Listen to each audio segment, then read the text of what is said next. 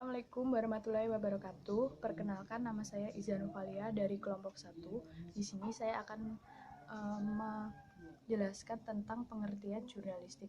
Jurnalistik merupakan suatu ilmu atau teknik dalam mengumpulkan, menulis, mengedit, dan melakukan publikasi berita. Jurnalistik disebut juga dengan kewartawanan. Jurnalistik berasal dari kata jurnal yang artinya catatan harian atau catatan tentang peristiwa sehari-hari.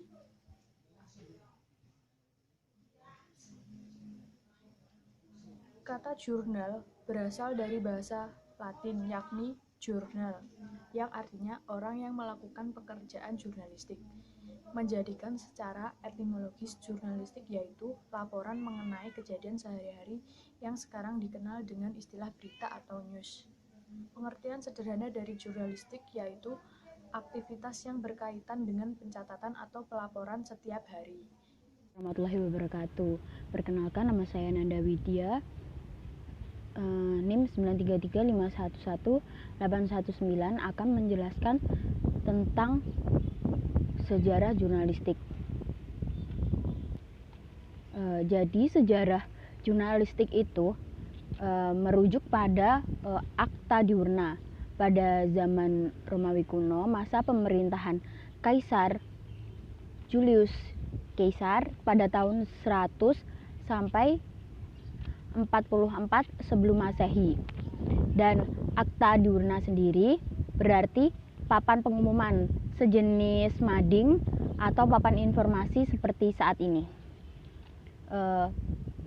Akta Diurna sendiri diyakini sebagai produk jurnalistik pertama sebagai pers atau media massa ataupun surat kabar harian pertama di dunia. Dan Julius Caesar pun saat ini disebut sebagai bapak pers dunia. Dalam sejarah Islam sendiri, cikal bakal jurnalistik pertama kali di dunia adalah pada saat zaman Nabi Nuh. Saat banjir besar melanda kaumnya, Nabi Nuh berada di dalam kapal beserta sanak saudaranya, lalu juga para pengikutnya yang soleh dengan sepasang macam-macam hewan. Nah, untuk mengetahui apakah air bah itu sudah surut atau belum, Nabi Nuh mengutus seekor burung dara pergi untuk keluar kapal untuk memantau keadaan air dan kemungkinan adanya makanan yang digunakan untuk pasukannya. Lalu sang burung dara hanya melihat daun dan ranting pohon zaitun yang tampak muncul di permukaan air. Lalu ranting itu pun dipatuk dan dibawa pulang ke kapal. Dan Nabi Nuh berkesimpulan bahwa air bah sendiri sudah mulai surut. Lalu kabar itu pun disampaikan kepada seluruh penumpang kapal atas dasar fakta tersebut. Lalu Nabi Nuh dianggap sebagai pencari berita dan penyiar kabar seperti wartawan kalau saat ini pertama kali di dunia.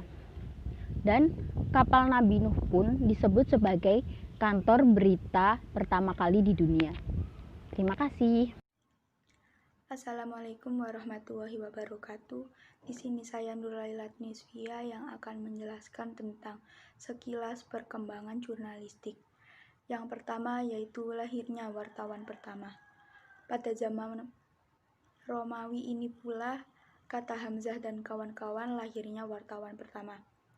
Wartawan ini terdiri atas budak-budak belian yang oleh pemiliknya diberi tugas untuk mengumpulkan informasi, baik berita-berita, bahkan juga menghadiri sidang-sidang senat dan melaporkan semua hasilnya, baik secara lisan maupun tulisan.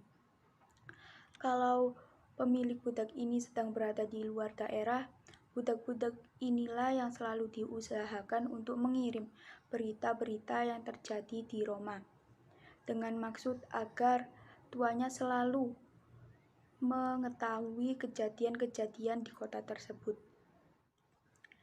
Yang kedua yaitu jurnalistik di Eropa.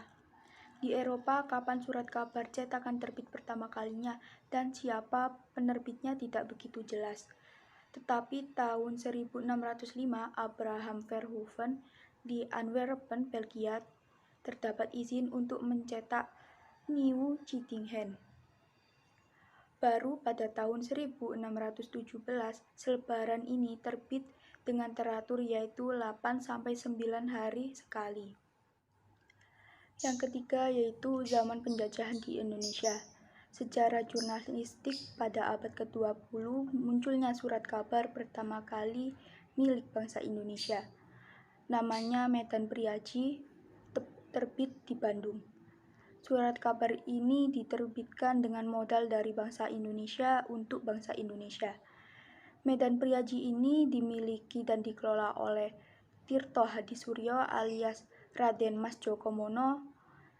Ini pada mulanya 1907 berbentuk mingguan. Yang keempat yaitu kebebasan jurnalistik pasca 1965.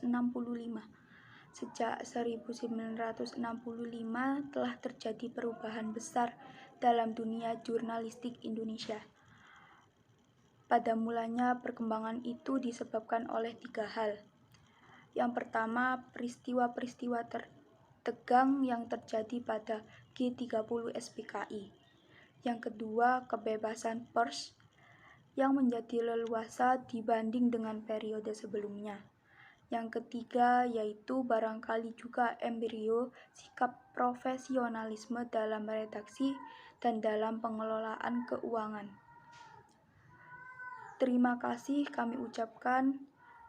Apabila terdapat salah kata atau salah pengucapan, kami mohon maaf yang sebesar-besarnya. Akhirul kalam, wassalamualaikum warahmatullahi wabarakatuh.